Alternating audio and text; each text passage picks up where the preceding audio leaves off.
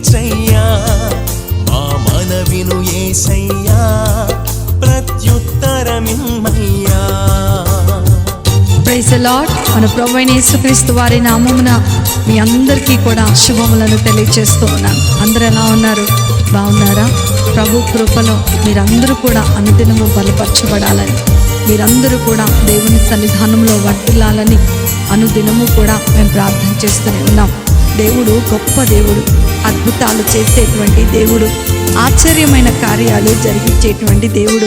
ఆయన నిన్న నేడు నిరంతరం ఏకరీతిగా ఉన్న దేవుడు. నీ పోరాటములు, నీ కష్ట నష్టములు, నీ కన్నీటిలో, నీ దుఃఖ సమయములో నీతో కూడా ఉండి నిన్ను ముందుకు నడిపించేవాడు ఆయనే. హల్లెలూయా.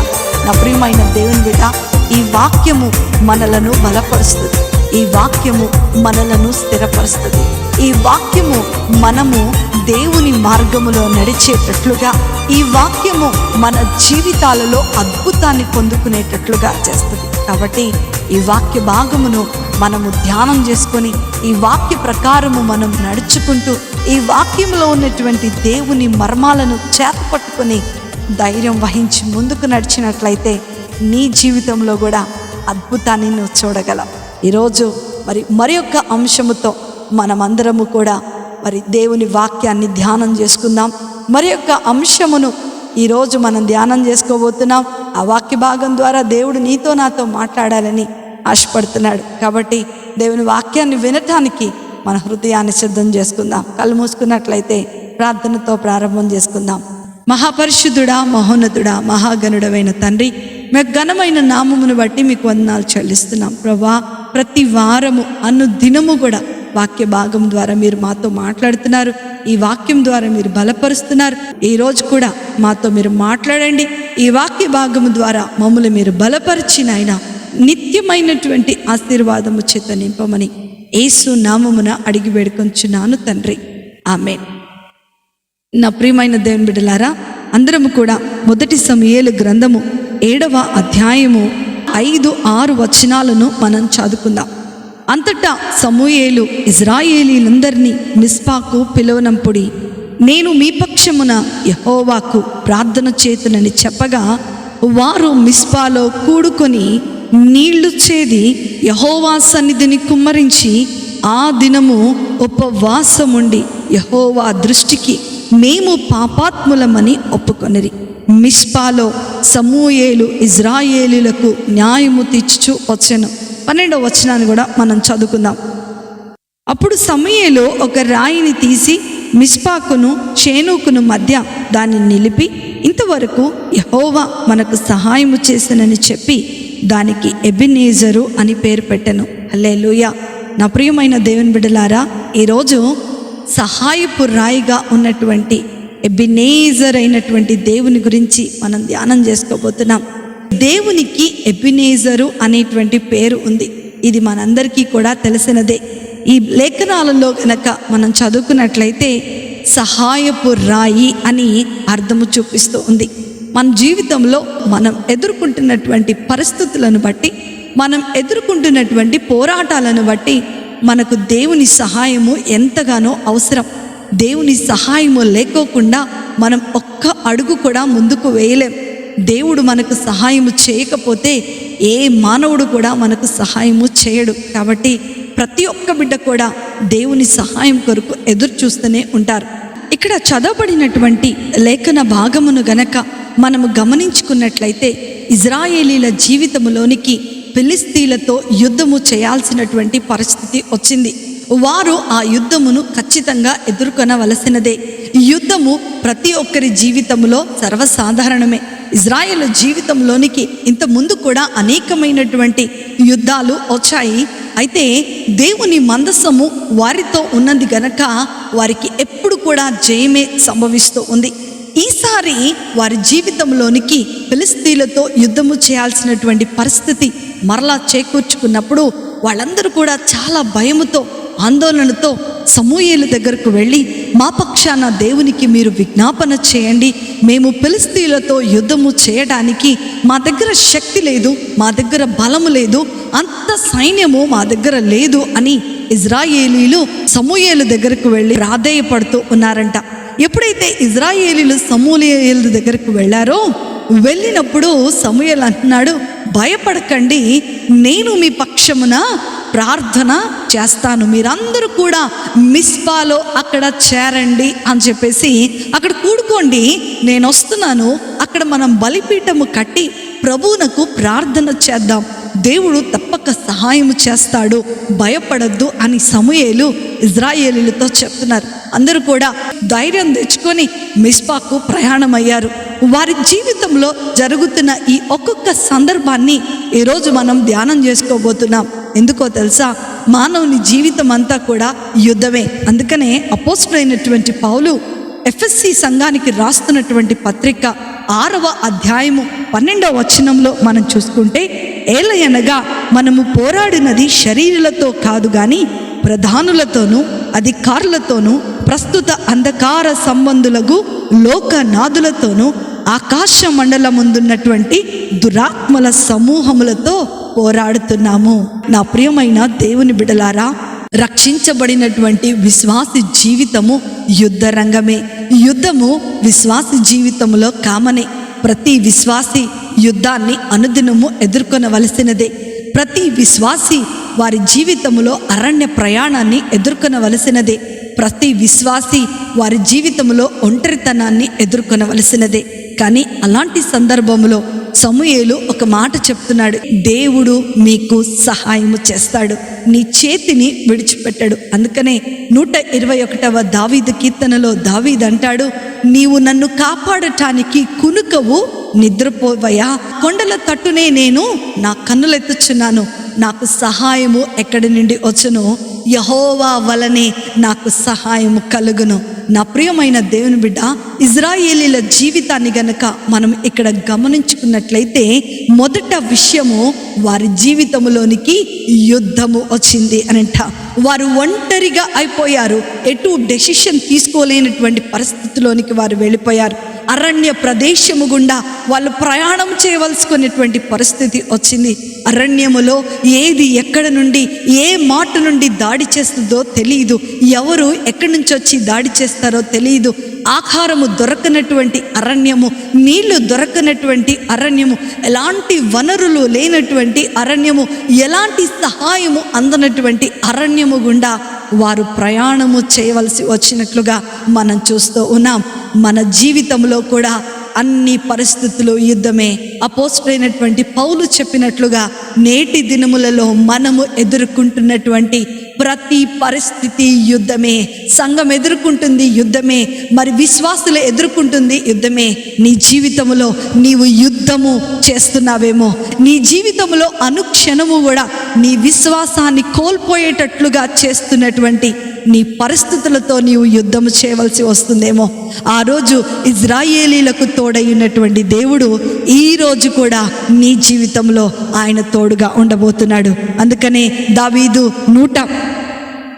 ఎంత చక్కటి మాట చెప్తున్నాడు చూడండి, యెహోవా వలనే నీకు సహాయము కలుగును. 12వ వచనములో మనం చూస్తే, ఇంత భయపడుతూ యుద్ధానికి వెళ్తున్నటువంటి ఇజ్రాయేలీలకు ఒక మాట వినపడుతుంది. ఏంటి?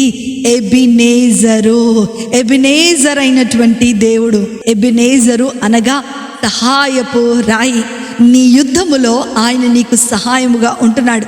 ఈ అధికారులతో, ఈ లోకనాథులతో, ఈ భయంకరమైన సందర్భాలలో, ఈ భయంకరమైన క్లిష్ట సమయములో నీవు ఎదుర్కొంటున్నటువంటి ఆ యుద్ధములో నీ పక్షముగా నిలబడి వ్యాజ్యమాడేవాడు ఎవరండి? దేవుడే. దేవుడు ఒక మాట చెప్పాడంట, నిన్ను ముట్టుకున్నవాడు నా కనుగుడ్డును ముట్టిన వానితో సమానము. ఈరోజు ఆ ఎబినేజర్ అయినటువంటి దేవుడు నీతో మాట్లాడుతున్నాడు. ఏంటో తెలుసా? నీ పరిస్థితులలో నుండి నేను నీకు సహాయము చేస్తూ ఉన్నాను. నీ కష్ట సమయములో, నీ యుద్ధ కాలములో నేను నీకు ఎబినేజరుగా ఉన్నాను అని దేవుడు మాట్లాడుతున్నాడు. ఇజ్రాయేలీల జీవితంలో యుద్ధం వచ్చింది, వారికి ఎబినేజరుగా ఆయన నిలబడినట్లుగా, తోడుగా ఉండి నిలబడినట్లుగా, సహాయపు రాయిగా నిలబడినట్లుగా మనం చూస్తూ ఉన్నాం. నా ప్రియమైన దేవుని బిడ్డ, ఈరోజు నీ జీవితంలో కూడా ఇలాంటి పోరాటాన్ని నువ్వు ఎదుర్కొంటున్నావేమో. ఈరోజు ఇలాంటి యుద్ధము నీ జీవితంలోనికి కూడా రావచ్చు. జయించటానికి నీ బలము సరిపోకుండా ఉండవచ్చు. అయినా సరే ఎబినేజరుగా ఆయన నీకు తోడుగా ఉండబోతున్నాడు. ఎప్పుడైతే ఆయన ఎబినేజరుగా ఉంటాడో అక్కడ విజయము సంభవిస్తుంది అని ఈ 12వ వచనము ద్వారా దేవుడు నీతో నాతో మాట్లాడుతున్నాడు. ఇజ్రాయేలీల జీవితంలోనికి అరణ్యం వచ్చింది, ఇజ్రాయేలీల జీవితంలోనికి యుద్ధం వచ్చింది. కానీ ఆ యుద్ధములో, ఆ అరణ్యములో ఇజ్రాయేలీలకు తోడుగా ఉన్న దేవుడు ఆయనే. నీ విజయానికి నువ్వు దగ్గరగా ఉన్నావు. నీ విజయాన్ని నువ్వు పొందుకునేటప్పుడు యుద్ధము వస్తుంది. నీ విజయాన్ని నువ్వు పొందుకునేటప్పుడు, నీ వాగ్దాన నెరవేర్పు జరిగేటప్పుడు నీ జీవితములో అరణ్యము లాంటి శ్రమలు వస్తాయి. అయినా సరే భయపడకు. దేవునిని ఆశ్రయించినట్లయితే ఆయన నీకు ఖచ్చితంగా సహాయము చేస్తాడని ఈ యొక్క సాయంకాల సమయంలో నీతో నాతో దేవుడు మాట్లాడుతున్నాడు. రెండవ విషయాన్ని గనక మనం ఇక్కడ చూస్తూ ఉన్నట్లయితే, వారి జీవితంలోనికి ఏం చేస్తుందంట, సహాయమే లేనటువంటి దిక్కులేని పరిస్థితిలోనికి వారు వెళ్ళిపోయినట్లుగా మనం చూస్తూ ఉన్నాం. ఏం చేయాలో తెలియనటువంటి పరిస్థితి. ఒక విధంగా చెప్పాలంటే వాళ్ళు ఒంటరి వాళ్ళు అయిపోయారు. ఏ రాజ్యముతో కూడా, ఏ యొక్క కాంగ్రిగేషన్తో కూడా సంబంధం లేకోకుండా ఒంటరి వాళ్ళు అయిపోయి ఎటు తోచలేనటువంటి పరిస్థితిలో వారు ఉంటూ ఉన్నారు. అందుకనే దావీదు మహారాజు అంటాడు, ఒంటరి అయినటువంటి వారికి సహాయము, ఎలాంటి సహాయము లేనటువంటి వారికి సహాయము చేసేవాడు ఆయనే. ఈరోజు నువ్వు అనుకుంటున్నావేమో దిక్కులేని వారికి దేవుడే దిక్కు అనుకుంటూనే ఉంటాం. కానీ శ్రమ వచ్చినప్పుడు మాత్రం, ఒంటరిగా నిలబడిపోయినప్పుడు మాత్రము చాలా వేదన పడిపోయి, నిరుత్సాహపడిపోయి మన విశ్వాసములో మనం పడిపోతూ ఉంటాం. ఇజ్రాయేలీల జీవితంలో కూడా ఇలాంటి భయంకరమైనటువంటి పరిస్థితి వచ్చింది. ఏం చేయాలో తెలియనటువంటి పరిస్థితి. మందసాన్ని తీసుకొని వెళ్ళి అక్కడ పెట్టేసి కిర్యాతారిమిలో పెట్టేశారు. మరి అక్కడ ఒకవేళ వాళ్ళు యుద్ధము చేసి ఆ మందసాన్ని మళ్ళా పట్టుకెళ్ళిపోతారేమోనని భయం. ఒంటరిగా ఎలా పోరాటము చేయాలోనని భయం. అనాథలముగా మిగిలిపోయాము అని భయం. నా ప్రియమైన దేవుని బిడ్డలారా, ఎబినేజర్ అయినటువంటి దేవుడు ఇజ్రాయేలీలకు తోడుగా ఉన్నాడు. ఇక్కడ ఈ లేఖన భాగంలో గనక మనము చూస్తున్నట్లయితే 46వ దావీదు కీర్తన 1వ చరణాన్ని మనం చదువుకుందాం ఒకసారి. దేవుడు మనకు ఆశ్రయమును దుర్గమునై ఉన్నాడు, ఆపత్కాలములో నమ్ముకొనదగినటువంటి సహాయకుడిగా ఉన్నాడు. హల్లెలూయా. దావీదు జీవితాన్ని గనక మనం గమనించుకున్నట్లయితే ఎన్నో నిస్సహాయ స్థితులు దావీదు జీవితంలో ఎదుర్కొనవలసి వచ్చింది. ఎంతో కష్టము, ఎంతో కన్నీరు, ఎన్నో భయంకరమైనటువంటి యుద్ధాలు, భయంకరమైన అవమానాలు, శత్రువుల చేత తరమబడ్డాడు, సొంత వారి చేత తరమబడ్డాడు. భయంకరమైనటువంటి పరిస్థితుల గుండా వెళ్ళినప్పుడు దావీదు ఏమంటున్నాడో తెలుసా? ఎందుకయ్యా నాకు ఈ కష్టము? నా సొంత వారిని నన్ను అవమానిస్తున్నారు, వీళ్ళని నేను విడిచిపెట్టేస్తున్నాను, నేను రాజుని, వీళ్ళనందరినీ కూడా సమరించగలను, నేను ఏమైనా చేయగలను అని దావీదు అనుకోలేదు. అనుకోకుండా ఏం చేస్తున్నాడో తెలుసా? దేవునిని ఆశ్రయిస్తున్నాడు. నా ఆశ్రయ దుర్గము నీవే, ఆపదలో నేను నమ్ముకొనదగినటువంటి సహాయకుడవు. అలాంటి పరిస్థితిలో తరమబడుతున్నటువంటి ఆ సందర్భములో దావీదుకు తోడుగా ఉన్నటువంటి దేవుడు, తరమబడుతున్నటువంటి ఇజ్రాయేలీలకు తోడుగా ఉన్నటువంటి దేవుడు ఈరోజు నీకు నాకు కూడా తోడుగా ఉంటానని ఆయన చెప్తూ ఉన్నాడు. మొదట వారి జీవితంలోనికి యుద్ధం వచ్చింది, 2 అరణ్యం వచ్చింది, 3 ఒంటరితనము వారి జీవితంలోనికి వచ్చేసింది. అయినా సరే ఒంటరితనములో ఆయన ఎబినేజరుగా నిలబడినటువంటి దేవుడు. హాగరు ఒంటరిగా ప్రయాణం పరిగెడుతుంది, తన పరిస్థితులను చూసి పరిగెడుతూ ఉంది. అరణ్యములో ఎవరు సహాయము చేయలేనటువంటి పరిస్థితిలోనికి పరిగెడుతూ ఉంది. కానీ హాగర్ని చూచినటువంటి దేవుడు, హాగరు పేరును ఎరిగినటువంటి దేవుడు. విశ్వాసి, ప్రియ దేవుని బిడ్డ, ఈరోజు నీవు కూడా ఒంటరిగా ఉన్నాననుకుంటున్నావేమో. దేవా తండ్రి, ఇక ఈ పరిస్థితులతో నేను యుద్ధము చేయలేను ప్రభా, ఇక ఈ జీవితముతో నేను యుద్ధము చేయలేను ప్రభా, ఈ మనుషులతో నేను యుద్ధము చేయలేను ప్రభా, మనుషుల మాటలతో నేను యుద్ధము చేయలేను ప్రభా, ఈ అనారోగ్యముతో నేను యుద్ధము చేయలేను ప్రభా, ఈ నిందలతో నేను యుద్ధము చేయలేను ప్రభా అని నువ్వు అనుకుంటున్నావేమో. నాకు సహాయం చేసేవాడు ఎవ్వరు లేరు ప్రభా అని నువ్వు అనుకుంటున్నావేమో. ఈరోజు ప్రభు నీతోనే మాట్లాడుతున్నాడు. నీకు తోడుగా ఉండి నీ చేతిని పట్టుకొని ఆయన ముందుకు నడిపించబోతున్నాడు. చెల్లి, తమ్ముడు, దేవుడు నీతో మాట్లాడుతున్నాడు. నీ కొరకు ద్వారము తెలవగలిగిన వాడు ఆయనే. నీ కొరకు ఎబినేజరుగా తోడుండేవాడు ఆయనే. ఆయన నీకు సహాయము చేస్తాను అని ఆయన వాగ్దానం చేస్తున్నాడు. ఇజ్రాయేలీల జీవితంలో, వారి ఒంటరితనములో, వారి యొక్క భయభ్రాంతుల పరిస్థితిలో ఏం చేస్తున్నాడంట? దేవుడు వారికి సహాయం చేస్తూ ఉన్నాడు.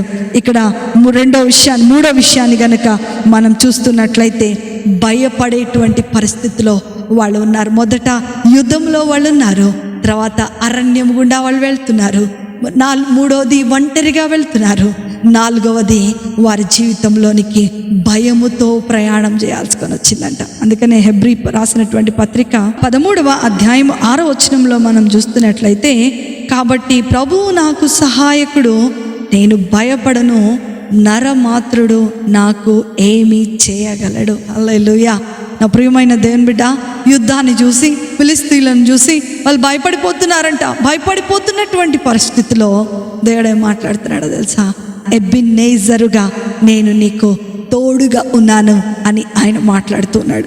దావీదు మహారాజు అంటాడు 23వ దావీదు కీర్తన 4వ చరణంలో, గాఢాంధకారపు లోయలలో నేను సంచరించినను ఏ అపాయమునకు భయపడను. నా ప్రియమైన దేవుని బిడ్డ, గాఢాంధకారము లాంటి శ్రమలు, గాఢాంధకారము లాంటి హింసలు, గాఢాంధకారము లాంటి అవమానాలు, గాఢాంధకారము లాంటి భయంకరమైన పరిస్థితులు నీ జీవితంలో ఉన్నాయేమో, వాటి గుండా నువ్వు వెళ్ళాల్సుకున్నటువంటి సందర్భాలు వస్తున్నాయేమో. భయపడకు, ఎబినేజరుగా ఆయన నీకు తోడుగా ఉన్నట్లుగా మనం చూస్తూ ఉన్నాం. నా ప్రియమైన దేవుని బిడ్డ, ఇజ్రాయేల్ జీవితంలోనికి యుద్ధం వచ్చింది, ఇజ్రాయేల్ జీవితంలోనికి అరణ్య ప్రయాణం వచ్చింది, ఇజ్రాయేల్ జీవితంలోనికి ఒంటరితనం వచ్చింది, ఇజ్రాయేల్ జీవితంలోనికి భయం వచ్చింది, ఇజ్రాయేలుల జీవితంలోనికి ఏమొచ్చిందో తెలుసా? చివర విజయము చేకూరుకుంది. ఎందుకో తెలుసా? ఎబినేజరుగా దేవుడు వారి పక్షాన నిలబడినట్లుగా మనం చూస్తూ ఉన్నాం. ఇక్కడ ఈ సందర్భంలో మనం చూస్తూ ఉన్నట్లయితే, ఒకవైపు ఫిలిస్తీయులు ఇజ్రాయేలీల మీద యుద్ధానికి దండెత్తుకొని వస్తూ ఉన్నారు. ప్రజలందరూ కూడా భయం గుప్పిట్లో పెట్టుకొని ఆ సమయంలో ప్రార్థన చేస్తూ ఉన్నారంట.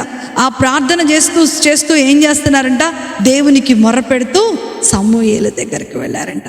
సమూయేలు, మీ ఒంటరితలములో మీరు ఎబినేజర్ అయినటువంటి దేవునిని మీరు ఆశ్రయించి ఆయన మీకు సహాయం చేయాలి అంటే మీరేం చేయాలి అని ఆయన చెప్తూ ఉన్నాడు. ఇక్కడ ఏం చేస్తున్నాడంటే 3వ వచనంలో గనక మనం చూస్తున్నట్లయితే, పూర్ణ హృదయముతో యెహోవా యొద్దకు మనము మళ్ళుకోవాలి. మొదట భాగం అంతా కూడా వాళ్ళు యుద్ధంలో ఉన్నారు, వాళ్ళు అరణ్య ప్రదేశం గుండా వెళ్ళాల్సుకొని వస్తుంది, వాళ్ళు భయంతో ఉన్నారు, వాళ్ళు ఒంటరిగా ఉన్నారు. వాళ్ళు సహాయం కోసం వెళ్ళినప్పుడు దేవుడు వారికి జయం ఇచ్చాడు. ఎప్పుడు జయం ఇచ్చాడు? అసలు ఏం చేస్తే జయం వస్తుంది? ఈరోజు నువ్వు కూడా ఈ పరిస్థితులను ఎదుర్కొంటున్నావు కదా, ఆ పరిస్థితిలో నుండి నువ్వు ఏం చేస్తే జయం పొందుకుంటావు? ఇజ్రాయేలీలకు జయం ఇచ్చిన దేవుడు ఈరోజు నీకు కూడా జయం ఇవ్వబోతున్నాడు. ఇజ్రాయేలుకు విడుదల ఇచ్చిన దేవుడు నీకు కూడా విడుదల ఇవ్వబోతున్నాడు. ఇజ్రాయేలు పక్షముగా ఎబినేజర్గా ఉన్న దేవుడు ఈరోజు నీకు కూడా ఆయన ఎబినేజర్గా ఉండబోతున్నాడు. అయితే సమూయేలు కొంత లిస్ట్ చెప్తున్నాడు. ఇది కావాలి, ఇది జరగాలి అని అంటే, ఆయన మీ పక్షాన నిలబడి ఉండాలంటే మీరు చేయాల్సినటువంటి పట్టిక ఒకటి ఉంది. కాబట్టి నోట్ డౌన్ చేసుకొని దీని ప్రకారము మీరు చేయండి అని సమూయేలు చెప్తున్నాడు. మొదట ఇక్కడ మనం చూస్తున్నట్లయితే, వాళ్ళు ప్రార్థన చేయడానికి పూనుకున్నారంట. వాళ్ళు ఏం చేస్తున్నారు? వాళ్ళ యుద్ధ సమయంలో, వాళ్ళ కష్ట సమయంలో, వారి కన్నీటి సమయంలో, వాళ్ళ భయభ్రాంతులు చెందినటువంటి ఆ సమయంలో ప్రార్థన చేయడానికి నిర్ణయించుకున్నట్లుగా మనం చూస్తూ ఉన్నాం. మన ప్రతి పరిస్థితిలో, మన ప్రతి కన్నీటి సమయంలో ఉపవాసం ఉండి మనము ప్రార్థన చేసినప్పుడు దేవుడు దానికి తప్పక జయమును అనుగ్రహిస్తాడు. ఎబినేజరుగా ఆయన నీకు సహాయము చేస్తాడని ఈరోజు ప్రభు నీతో నాతో మాట్లాడుతూ ఉన్నాడు. ఇక్కడ రెండో విషయాన్ని గనక మనం చూస్తున్నట్లయితే, పూర్ణ హృదయముతో దేవుని వైపుకు తిరగాలి. హల్లెలూయా. ఎలాంటి హృదయముతో తిరగాలని చెప్పాడండి? నీ పూర్ణమైనటువంటి హృదయముతో. ఈ రోజుల్లో అస్సలు ఉండదు అది. ఎందుకంటే కొంత లోకంలో ఉంటుంది, పూర్ణ హృదయం పక్కనోడు చెప్పే సలహాల మీద ఉంటుంది, లేకపోతే అది చేస్తే బాగుండు, ఇది చేస్తే బాగుండు, నాకు అదొస్తే బాగుండు, అదైతే నా జీవితంలో మరి చాలా బాగుంటుంది, అలా దేవుడు యుద్ధం చేస్తే సూపర్ ఉంటుంది, వాడిని దెబ్బ మీద దెబ్బ కొడితే బాగుంటుంది అన్న ఆలోచనలే మానవ జీవితంలో ఉంటూ ఉంటాయి. కానీ దేవుడు ఏమంటున్నాడు తెలుసా? నీ పూర్ణ హృదయముతో, అసలు నీ హృదయంలో ఎలాంటి ఆలోచన లేకుండా నీ హృదయాన్ని సంపూర్ణంగా నా మీద కేంద్రీకృతం చేయాలి. నేనేది చెప్తుంది నువ్వు వినాలి. నేనేది చెప్పినా ఏది చేసినా సరే నీవు నా వైపుకు తిరగాలి. నీ పూర్ణ హృదయముతో దేవుని వైపుకు తిరగాలి. ఏం చేశారంట? పూర్ణ హృదయముతో దేవుని వైపుకు తిరిగారంట. రెండవది ఏం చెప్తున్నాడు? అన్యమైన వాటిని నీ నుండి దూరము చేసుకో అంటున్నాడు. దేవుడు కానటువంటిది, దేవునికి సంబంధము లేనటువంటిది, అది నీ జీవితాన్ని పాడు చేస్తున్నటువంటి సమయమా, నీ జీవితాన్ని పాడు చేస్తున్నటువంటి ఫోనా, నీ జీవితాన్ని పాడు చేస్తున్నటువంటి ఏదైనా సరే నీవు దానిని విడిచిపెట్టాలి అని దేవుడు మాట్లాడుతున్నాడు. అంటే నీ సమయాన్ని దేవునికి ఇవ్వాలి. ఎంతమంది దేవునితో మాట్లాడుతున్నారు? ఎంతమంది ఎన్ని గంటలు దేవునితో సంభాషిస్తూ ఉన్నారు? ఎంతమంది దేవునిని ఆశ్రయిస్తూ ఉన్నారు? ఈరోజు నిన్ను నీవు పరీక్ష చేసుకో. ఇంకా ఏం చెప్తున్నాడు? పట్టుదల కలిగి దేవుని వైపుకు తిరగాలి, ఆయనను మాత్రమే సేవించాలి అని చెప్తున్నాడు. ఏం చెప్తున్నాడంట? పట్టుదల కలిగి దేవుని వైపుకు తిరగాలి. పట్టుదల ఉంటుందా అండి అందరికీ కూడా? 2 రోజులు ప్రార్థన చేస్తాం, దేవుడు ఇవ్వాలి, మ్యాజిక్ చిటికెలో దేవుడు ఇచ్చేయాలి. ఇచ్చేయకపోతే ఏం చేస్తాం? పట్టుదల చిన్నగా తగ్గుతూ ఉంటుంది. పట్టుదల చిన్నగా తగ్గిపోతూ ఉంటుంది. చాలా ప్రతిష్ఠించేసుకుంటాం ఆవేశంగా. నేను ఫాస్టింగ్ నుండి ప్రేయర్ చేసేస్తాను, నేను ఇలా ప్రార్థన చేస్తాను, నేను ఇన్ని గంటలు ప్రార్థన చేస్తాను, ఇట్లా చేస్తాను, అట్లా చేస్తానంటే, కానీ వారం అయిపోయిన తర్వాత ఆ పట్టుదల ఏమైపోతుంది తెలుసా? సన్నగిల్లుతూ ఉంటుంది. నా ప్రియమైన దేవుని బిడ్డ, పట్టుదల కలిగి దేవుని వైపుకు తిరగాలి. ఇది దేవుని యొక్క మాట. నీ ఒకటి ప్రతిష్ఠించుకున్నావా?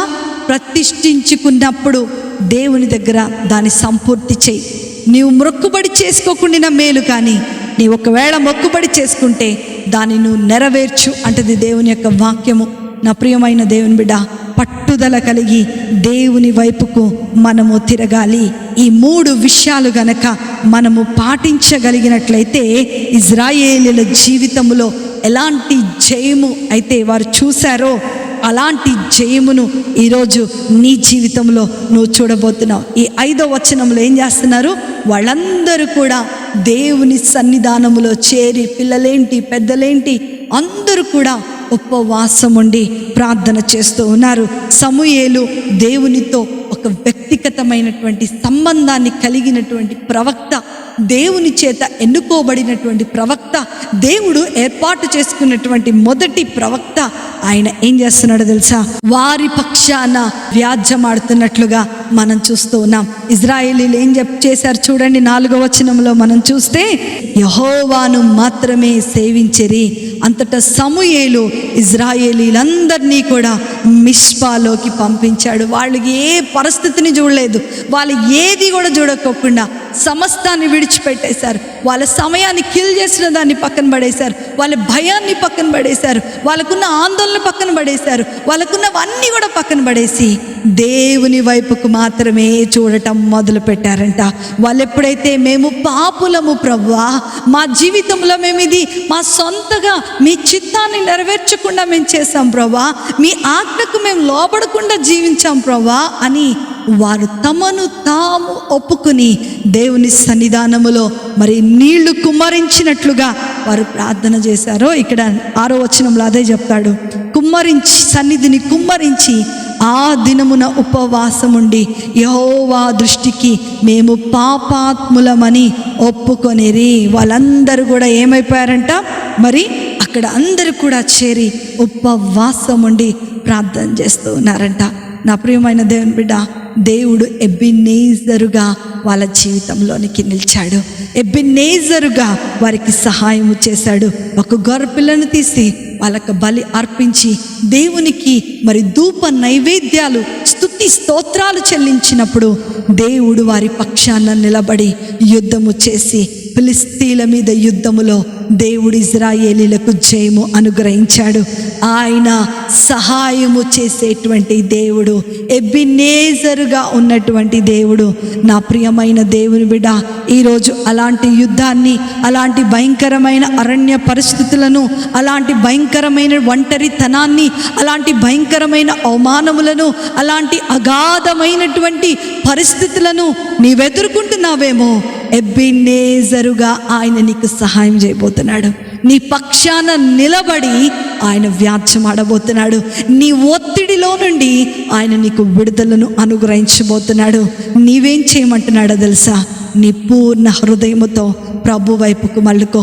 నీ కన్నీటిని, నీ వేదనను ఆయన తీర్చాడు, ఆయన తీరుస్తున్నాడని నీవు ఒప్పుకో. నీకేది కావాలో అది దేవునికి చెప్పకు. దేవుని చిత్తం ఏమై ఉన్నదో అది నీవు ఆ దేవుని చిత్తానికి లోబడి నీ జీవితంలో నీవు అడిగినట్లయితే దేవుడు ఖచ్చితంగా నీకు జయమును ఆయన అనుగ్రహించబోతున్నాడు.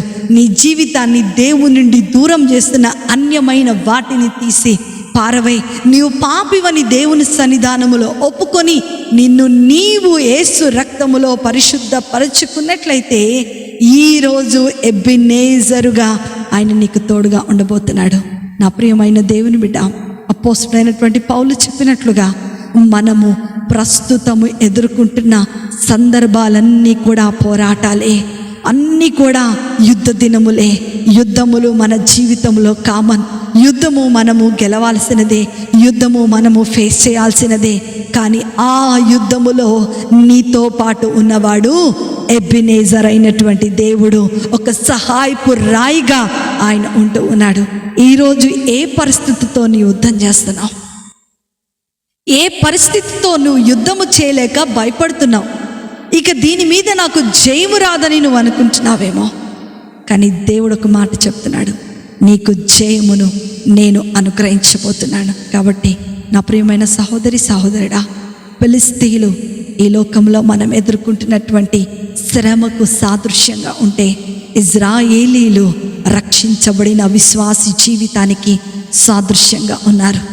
దేవుడు చెప్పినట్లుగా నీ జీవితంలో జరిగిస్తుంది.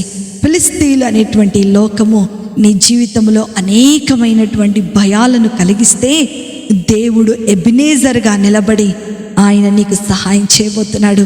ఈరోజు నాకెవరు లేరు ప్రభా, నేను ఒంటరిగా ఉన్నాను ప్రభా, నాకు తోడెవరు లేరు ప్రభా, నా పక్షాన యుద్ధం చేసేవాళ్ళు, నా పక్షాన మాట్లాడే వాళ్ళు కూడా లేరు ప్రభా నేను అనుకుంటున్నావేమో. ఎబినేజరుగా ఆయన నీ పక్షాన నిలబడి వ్యాజ్యమాడబోతున్నాడు. కాబట్టి అందరం కూడా కళ్ళు మూసుకుందాం. నీ బాధ, నీ వేదన, నీ కష్టము, నీ కన్నీరు దేవునికి తెలుసు. నీ యుద్ధంలోంచి ఎలా బయటకు తీసుకొని రావాలో కూడా దేవుడికి తెలుసు. కాబట్టి నీ పూర్ణ హృదయముతో, నీ పూర్ణ ఆత్మతో దేవుని దగ్గరకు రా. దేవుణ్ణి నిన్ను దూరం చేస్తున్న ఏ పాపమైనా సరే విడిచిపెట్టేసాయి. దేవుడు నీకు సహాయకుడిగా ఉండబోతున్నాడు. ఆయన ఎబినేజర్గా నీకు సహాయం చేయబోతున్నాడు. హల్లెలూయా. నా ప్రియమైన దేవుని బిడ్డ, ఎందుకు నీ కన్నీరు? ఎందుకు నీకు భయము? ఏ సమస్యలు చూచి భయపడిపోతున్నావు? ఏ అనారోగ్యము నిన్ను బాధిస్తుంది? మరణమైపోతావని భయమా? ఉద్యోగము రాదని భయమా? వివాహము జరగదని భయమా? గర్భఫలము తెరవబడటం లేదని భయమా?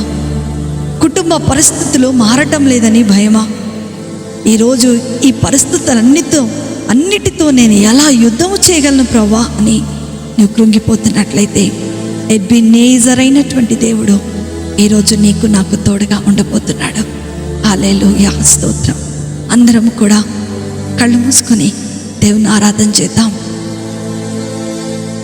ఎబినేజరే, ఎబినేజరే, ఇంతవరకు ఆదుకున్నావే. ఎబినేజరే, ఎబినేజరే, ఇంతవరకు ఆదుకున్నావే. మమ్ము ఇంతవరకు ఆదుకున్నావే, నిన్ను పూర్ణ మనసుతో ఆరాధింతున్, నిన్ను పూర్ణ బలముతో సేవించేదన్. ఆరాధన ఆరాధన యేసయ్యా, ఆరాధన ఆరాధన. ఈ ఆరాధనలో ప్రభు నీ కన్నీటిని చూస్తున్నాడు అమ్మా. ఈ ఆరాధనలో ప్రభు నీ దుఃఖాన్ని చూస్తున్నాడు. ఈ ఆరాధనలో నువ్వు ఎదుర్కొంటున్న యుద్ధాన్ని దేవుడు చూస్తున్నాడు. ఇజ్రాయేలీలకు తోడుగా ఉన్న దేవుడు, ఇజ్రాయేలు పక్షాన నిలబడి యుద్ధము చేసినటువంటి దేవుడు, ఈరోజు నీ హృదయాన్ని ఆయనకి ఇచ్చిన వెంటనే, ఈరోజు నీ జీవితాన్ని ఆయనకి ఇచ్చిన వెంటనే నీ పక్షాన నిలబడి ఆయన యుద్ధము చేయబోతున్నాడు. నీకు వ్యతిరేకంగా పనిచేస్తున్న ప్రతి దానిని ఆయన సమూల నాశనము చేయబోతున్నాడు. కాబట్టి భయపడుకున్నా బిడ్డ, నీ హృదయంతో, నీ పూర్ణ హృదయంతో దేవుని దగ్గరికి రా. దేవా, నేను ఆరాధిస్తున్నాను ప్రభా, నేను నమ్ముతున్నాను ప్రభా, నాకు నువ్వు సహాయం చేస్తున్నావని. ఈరోజే నీ ద్వారం తెరవబడబోతుంది. ఈరోజే నీ జీవితంలో అద్భుతం జరగబోతుంది. ఈరోజే దేవుడు నీ జీవితంలో ఆశ్చర్యమైన కార్యాలు చేయబోతున్నాడు. Yes, you are going to see. Next week కల్లా కూడా ఇదిగో నీ కొరకు దేవుడు ద్వారములు తెరవబోతున్నాను అంటున్నాడు. నీ కొరకు అద్భుతాన్ని నేను చేయబోతున్నాను అంటున్నాడు. నీ ఉపవాసములో నేను నీకు జయమును అనుగ్రహిస్తున్నాను అంటున్నాడు దేవుడు. హల్లెలూయా. మహాపరిశుద్ధుడా, మహోన్నతుడా, మహాగణుడా, మీకు వందనాలు. ఎబెనేజర్గా ఉన్న దేవా, మీకు వందనాలు. మాకు ఎప్పుడు ఎల్లప్పుడూ సహాయపు రాయిగా మాకు తోడుగా ఉండి నాయనా మీ ఆదరణను మాకు అందిస్తున్నందుకే మీకు వందనాలు. ఎంతమంది బిడ్డలైతే కన్నీరుగా అరుస్తూ వేదనలో, దుఃఖంలో వారు ఇప్పుడు ఉన్నారేమో, ఆర్థిక పరిస్థితుల చేత బాధపడుతున్నారేమో, ఆర్థిక పరిస్థితులు పతనమైపోయి బాధపడుతున్నారేమో నాయనా, వారి ప్రతి బాధలో నుండి, వారి ప్రతి కన్నీటిలో నుండి, వారి ప్రతి వేదనలో నుండి మీరు వారికి విడుదలను అనుగ్రహించి దీవించమని నజరేయుడైన యేసుక్రీస్తును శక్తి కలిగిన నామములో అతి వినయముతో అడిగి వేడుకొంచున్నాను తండ్రి. ఆమేన్, ఆమేన్, ఆమేన్. ప్రభు మిమ్ములను, మీ కుటుంబాలను దీవించును గాక. నీకు సహాయం చేసి నీ పక్షాన నిలబడి ఆయన అద్భుతాన్ని చేయబోతున్నాడు. కాబట్టి భయపడకు. ప్రతి పరిస్థితిలో కూడా నీకు తోడుగా ఉండే దేవుడు ఆయనే. మీ ప్రతి ప్రార్థన అవసరత మాకు తెలియచేయండి. మేము ఖచ్చితంగా మీ కొరకు ప్రార్థన చేస్తాం. దేవుడు మిమ్మల్ని దీవించును గాక.